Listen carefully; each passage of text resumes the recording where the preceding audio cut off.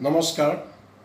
সমগ্ৰ বিশ্বৰ লগতে আমাৰ ভাৰতত আৰু আমাৰ অসমত এই কৰোনা ভাইৰাছৰ বিৰুদ্ধে চৰকাৰ আৰু ৰাইজে একেলগে যুঁজ দিছে আৰু ইয়াৰ অংশীদাৰ ময়ো হ'ব বিচাৰিছোঁ এগৰাকী জনপ্ৰতিনিধি হিচাপে।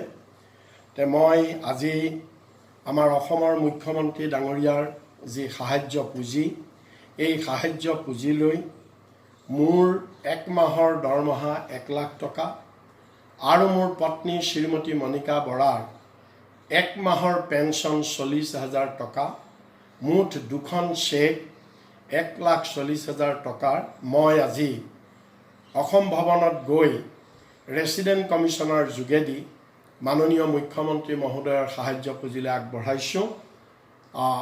মুখ্যমন্ত্ৰী ডাঙৰীয়াৰ নেতৃত্বত অসম চৰকাৰে কৰোনা ভাইৰাছৰ বিৰুদ্ধে যি যুঁজ দি আছে, এই যুঁজত আমিও অংশীদাৰ হৈ মুখ্যমন্ত্ৰীৰ সাহায্য পুঁজিলৈ এই অনুদান আগবঢ়াইছোঁ আৰু লগতে মোৰ সাংসদ পুঁজিৰ পৰা 1 কোটি টকা যে ভেণ্টিলেটৰ বা অন্যান্য মেডিকেল ইকুইপমেণ্ট বা যি টেম্পৰেৰী হস্পিটেল বনাম বুলি কৈছে চৰকাৰে, সেইবিলাকত খৰচ কৰিবৰ কাৰণে 2020-21 বিত্তীয় বৰ্ষৰ পৰা 1 কোটি টকা মোৰ MP ফাণ্ডৰ পৰাও মই মুকলি কৰি দিবৰ কাৰণে শোণিতপুৰ জিলাৰ উপায়ুক্তক মই আজি এই চিঠিযোগে অনুৰোধ কৰিছোঁ আৰু এই চিঠিৰ কপিও মই মুখ্যমন্ত্ৰী আৰু স্বাস্থ্যমন্ত্ৰীলৈ ৰেচিডেণ্ট কমিশ্যনাৰ যোগেদি পঠাইছোঁ আৰু আমাৰ চেক প্ৰদান কৰাৰ এই চিঠিও মুখ্যমন্ত্ৰী ডাঙৰীয়ালৈ মই পঠাইছোঁ ৰেচিডেণ্ট কমিশ্যনাৰ যোগেদি।